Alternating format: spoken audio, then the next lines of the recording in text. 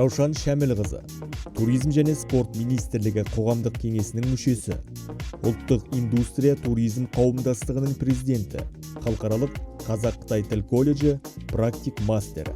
Бұл бір белдеу бір жол бізге көп нәрсені беріп отыр. Өйткені біздің халқымыздың көбі қазір торговля дейді ғой, жаңағы саудагермен, саудалықпен айналысып жатыр. Біраз адамдар өзінің қаржылық жаңағы көзін тауып жатыр. Біраз адамдар енді туризм бұрын біз бара алмаған Қытайға барып өздері де көріп жатыр, мысалы. Қытайдан бізге келіп жатыр. Қазақстанда әрине олар өте жақсы көреді, өйткені табиғатымыз жақсы болғаннан кейін.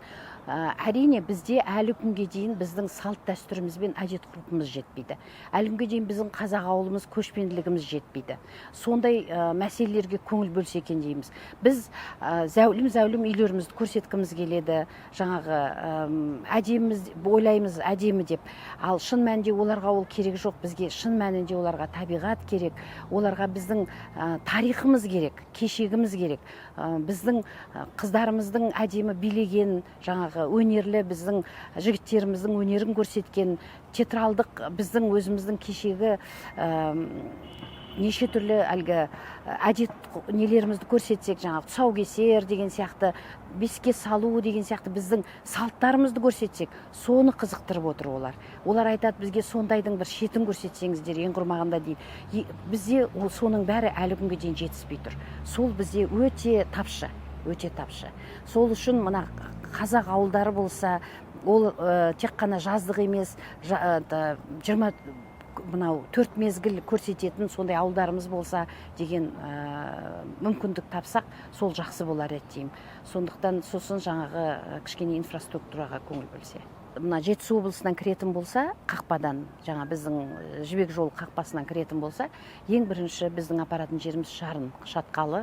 Сол Шарын шатқалы арқылы Көлсайға апарамыз, болмаса Алматыға алып келеміз де, Алматының өзін көрсетеміз, Медеу, Шымбұлақ, мына біздің 28 Панфилов дейміз ғой, сол саябағын көрсетеміз де, оның ішіндегі жаңағы музей аспаптар, жаңағы ұлттық аспаптар музейін, мүмкіндігінше үлкен музейімізді, Алматының музейін көрсетеміз. Сонымен қоса Алматы облысының жан-жағындағы әдемі көрікті жерлерді көрсетуге тырысамыз. Ол Алтын емел саябағы, жаңағы ұлттық паркі, сосын біздің неміз мына Көлсай көлдерін көрсете аламыз. Қыстың күні біз ыстық суға апардық. Ол мынау Шонжа жақтағы ыстық суға бір күн қондыра аламыз, бір күн, 2 күн, оны сұраныстарына байланысты. Енді мүмкіндігінше әрине олар қазір Түркістан мен Шымкентті де көргісі келеді, бірақ қазір жаздық уақытта өте ыстық, сондықтан күзден бастап оны да көрсете бастаймыз.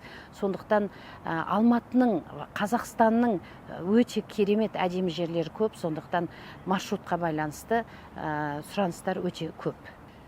Біздің туризм саласы бойынша бұл өте тиімді.